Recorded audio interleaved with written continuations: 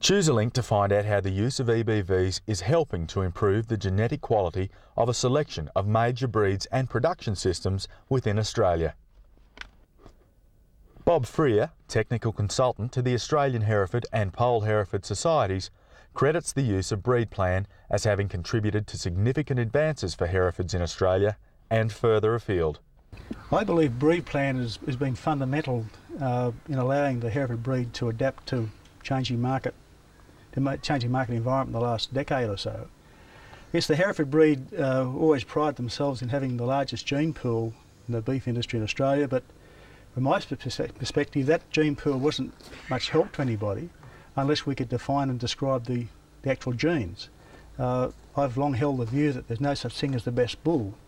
It's the best bull for the particular purpose that you have in mind.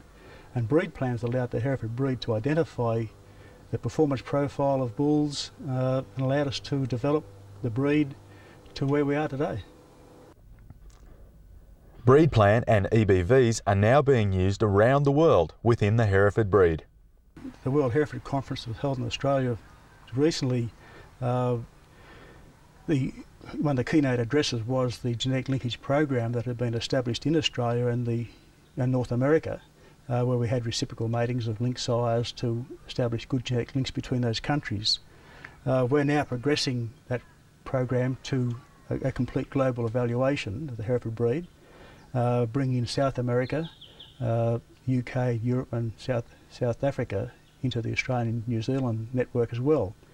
I guess we're fortunate in that all the major Hereford populations in the world use BreedPlan technology, so that makes it easy, number one, but I guess it's a fair endorsement of BreedPlan that we've been able to use BreedPlan technology around the world, and each of those countries think it's the way to go. The fact that producers around the world are using BreedPlan means that it will be easier to compare Australian Herefords directly to those from overseas herds. The genetic linkage program will be used to line up the bases for the different countries. At present, each country uses a different base, hence the EBVs cannot be directly compared across countries.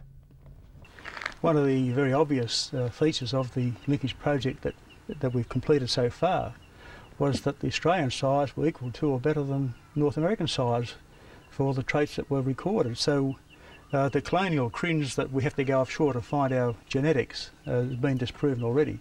We have genetics here that are equal to the best anywhere.